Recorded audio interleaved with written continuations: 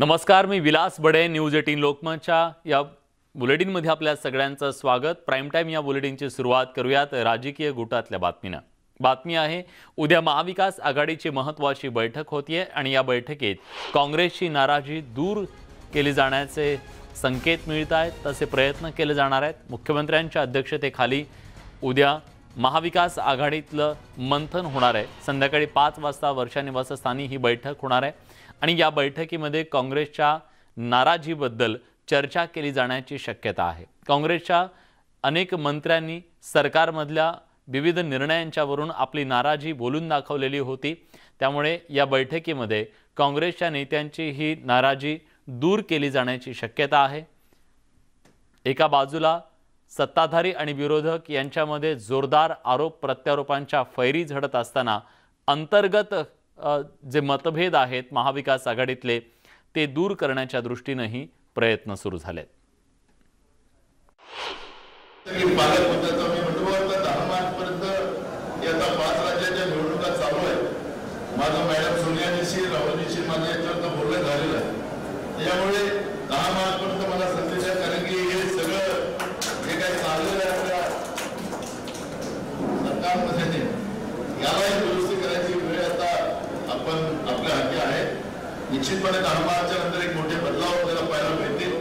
ज्या पद्धतीने नाना पटोले साहेब सांगताय की 10 तारखेनंतर महाराष्ट्रामध्ये मंत्रिमंडळामध्ये फेरबदल होणार आहे. जर पटोले साहेबांना मंत्री व्हायचे असतील तर त्यांच्या पक्षाकडून शिफारशी आली तर निश्चित रूपाने त्या अंतर्गत ज्यांना फेरबदल करायचा आहे ते शिफारस करू शकताय.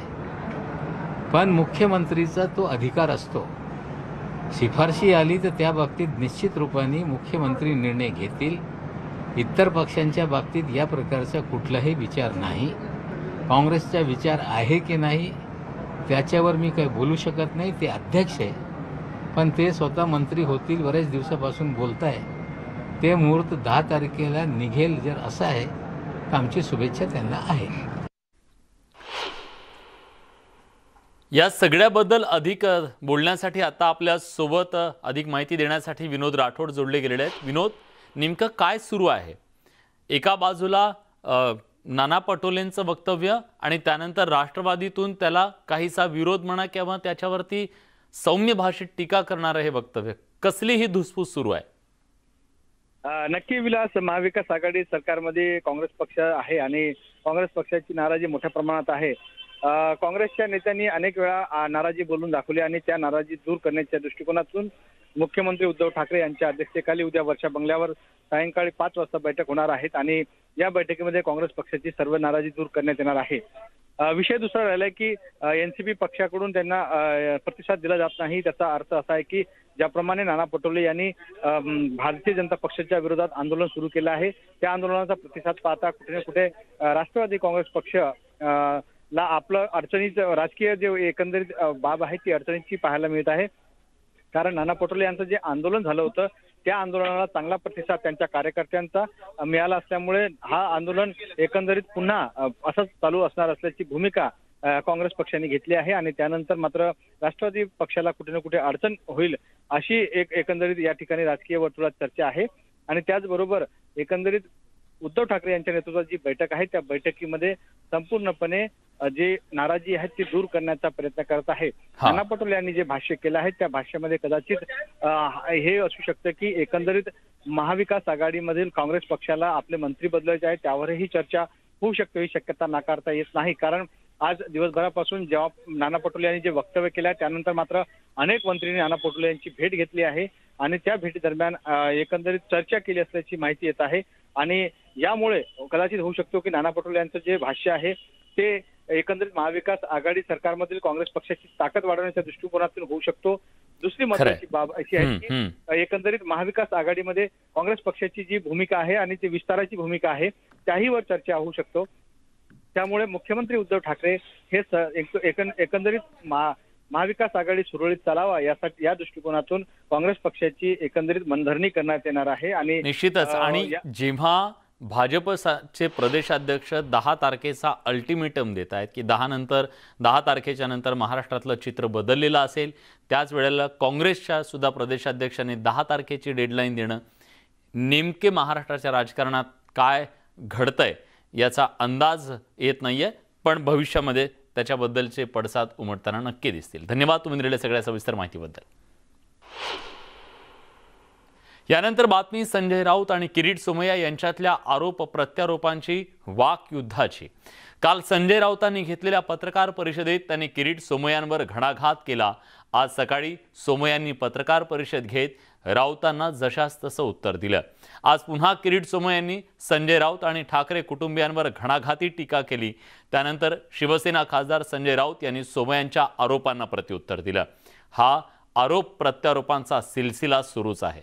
19 बंगले कुठे आहेत हे सोमय्यांनी दाखवावे असं आव्हान संजय राऊतांनी दिलं. तर दुसऱ्या बाजूला किरीट सोमय्या यांनी सुद्धा काही कागदपत्र दाखवून संजय राऊतांना उत्तर दिलं.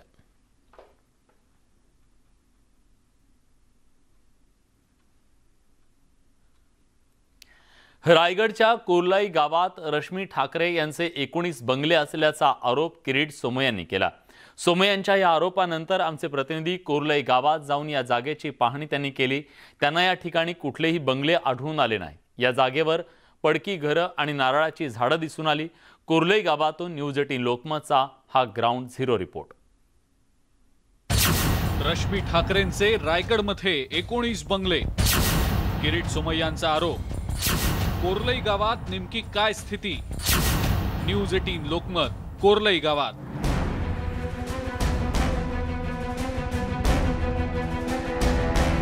भाजपचे नेते किरीट सोमय्यांनी या केलेल्या आरोपांमुळे रायगडमधलं कोर्लाई गाव पुन्हा चर्चेत आलंय. या गावात रश्मी ठाकरे आणि मनीषा वायकर यांचे 19 बंगले असल्याचा आरोप किरीट सोमय्या यांनी केलेला होता. किरीट सोमय्या यांनी केलेल्या या आरोपांनंतर संजय राऊत यांनी किरीट सोमय्यांना थेट आव्हान देत त्यांच्यावर हल्लाबोल केला होता. माझं आव्हान आहे त्या माणसाला, माझं त्या दलालाला आव्हान आहे आणि आपल्या सगळ्यांना मी सांगतो, कधी सांगा आपण 4 बसेस करू आणि आपण त्या 19 बंगल्यामध्ये पिकनिकला जाऊ.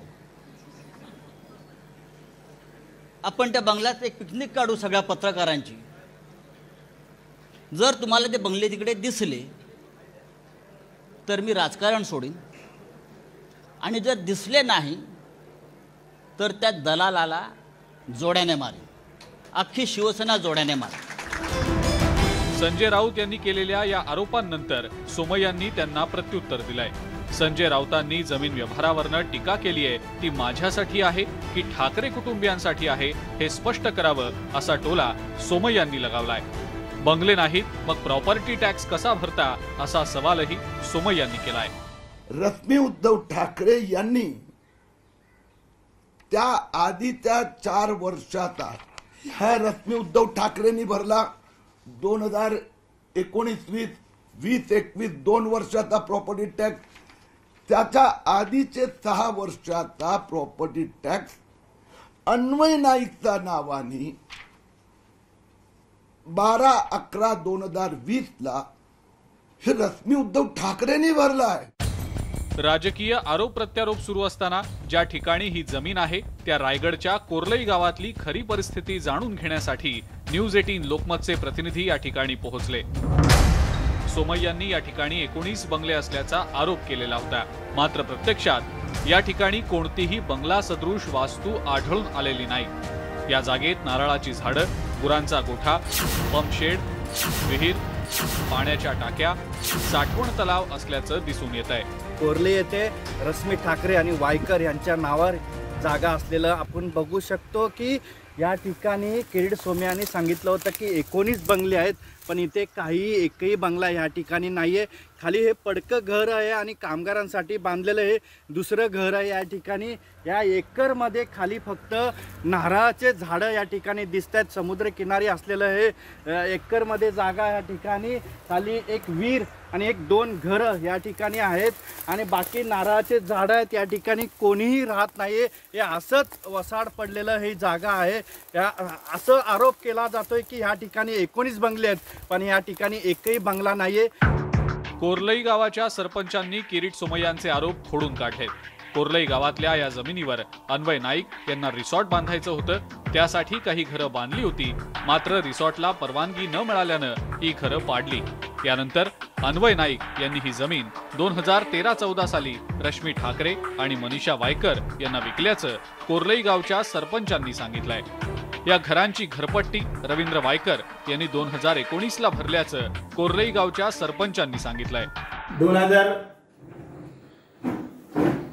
2019ला जी घरं नावावर केलेली आहेत ती 18 घरं आहेत आणि 18 घरांचा आम्ही टॅक्स 2021 पर्यंत आम्ही घेतला ग्रामपंचायतीने.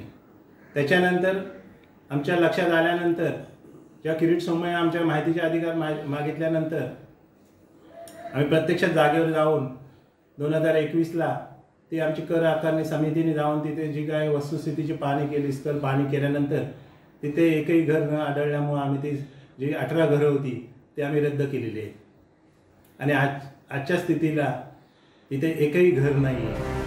रश्मी ठाकरे यांनी कोणत्याही प्रकारचा माफीनामा मागितला नसल्याचं कोर्लईचे सरपंच प्रशांत मिसाळ यांनी स्पष्ट केलंय. किरीट सोमय्या यांनी केलेल्या आरोपांनंतर रायगडच्या कोर्लई गावाची चर्चा सुरू झाली, मात्र प्रत्यक्षात या जमिनीवर बंगले नसल्याचं समोर आलेलं आहे. आता सोमय्या आणि शिवसेनेदरम्यानचा हा सामना नेमका कुठपर्यंत रंगणार हे येणारा काळच ठरवेल. रायगडहून मोहन जाधवसह ब्युरो रिपोर्ट, न्यूज 18 लोकमत. विधानसभेचा अध्यक्षपदाचा पेच आगामी अर्थसंकल्पीय अधिवेशनात सुटण्याची शक्यता आहे. कारण आगामी अर्थसंकल्पीय अधिवेशनात विधानसभा अध्यक्षपदाची निवडणूक घेतली जाणार असल्याची माहिती मिळते. अर्थसंकल्पीय अधिवेशनात विधानसभा अध्यक्षांची निवडणूक होणार आहे. मंत्रिमंडळाच्या बैठकीत यावर चर्चा झाली. पहिल्याच आठवड्यात ही निवडणूक होण्याची शक्यता आहे. दरम्यान राज्यपालांना या निवडणुकीसंदर्भात अवगत केलं जाणार आहे. अर्थसंकल्प सादर करण्याआधी विधानसभा अध्यक्षाची निवडणूक होणार असल्याची माहिती मिळते.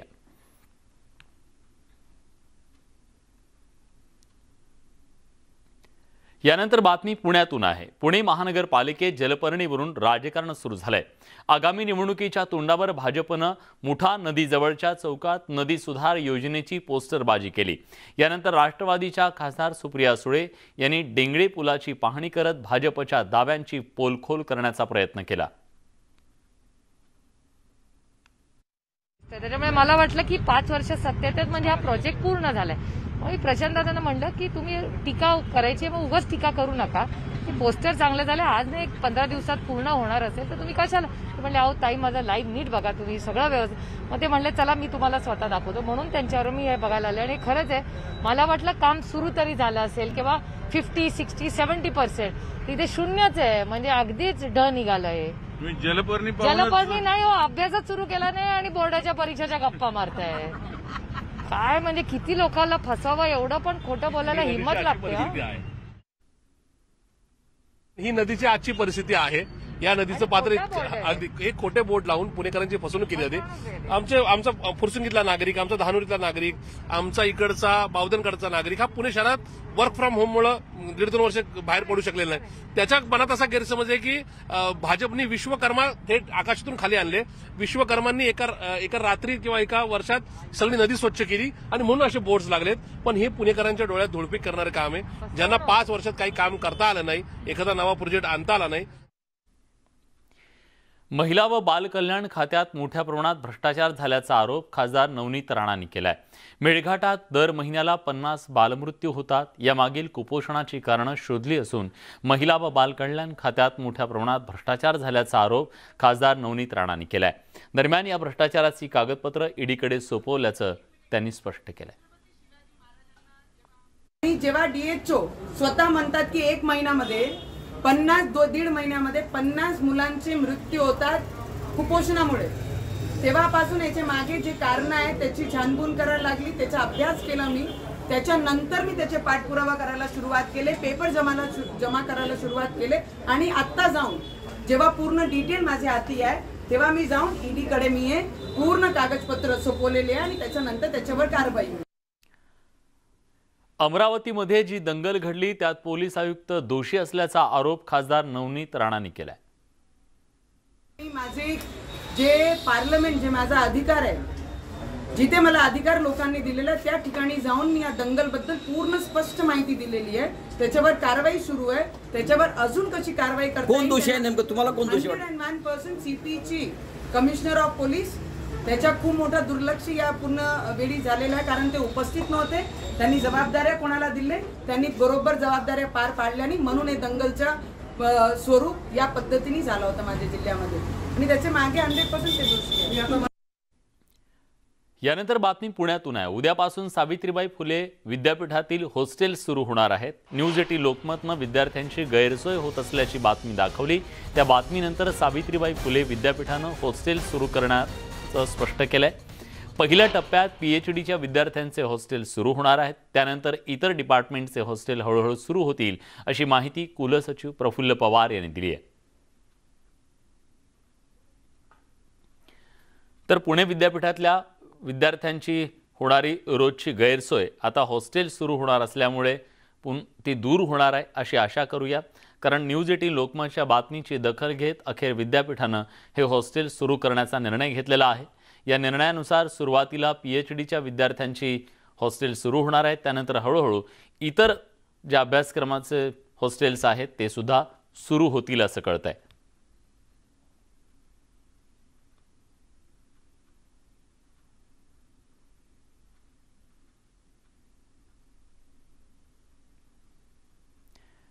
न्यूज 18 लोकमतच्या बातमीनंतर पुणे विद्यापीठाला अखेर जाग आली असं म्हणावं लागेल. कारण अखेर उद्यापासून हॉस्टेल सुरू करण्याचा निर्णय घेतला गेला. त्यामुळे विद्यार्थ्यांच्या अडचणी दूर होणार आहेत.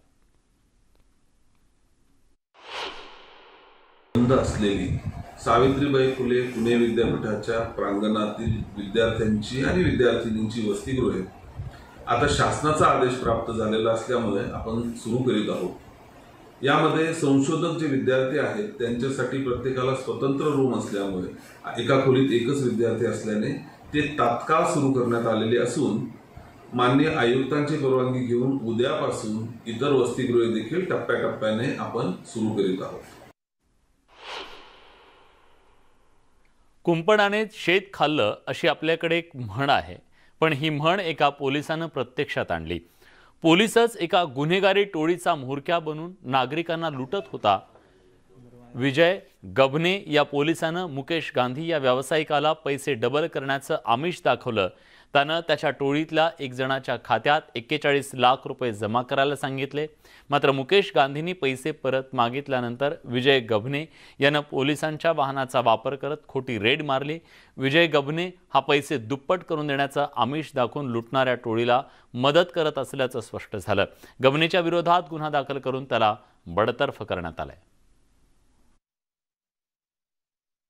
फसवणूक एक काहीतरी पैसे डबल करून देतो अशा प्रकारचे करून काही लोकांची फसवणूक हे गँगनी केले असल्याचे फिर्याद प्राप्त झाला होता आणि त्या अनुषंगाने गुन्हा दाखल होऊन तपास सुरू होता. तपासमध्ये पोलीस कर्मचाऱ्यांचे पण समावेश झाले आहे असं समजलेले आहे आणि त्या अनुषंगाने एका कर्मचारीला अटक करण्यात आलेली आहे.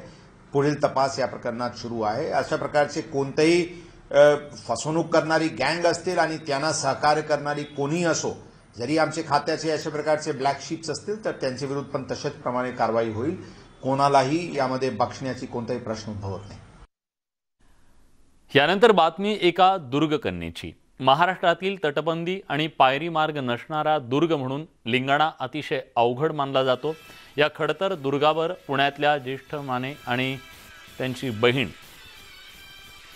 अरुज्ञा माने या 2 चिमुरड्यांनी यशस्वी चढाई केली आहे.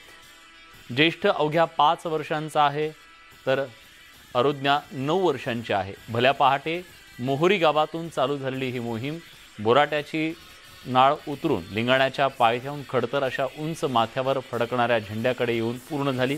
महत्त्वाची बाब म्हणजे चढाई झाल्यावर त्या खडकांमधून पुन्हा उतरणं. तोही प्रवास या बालचमूनं हसत हसत पार केला.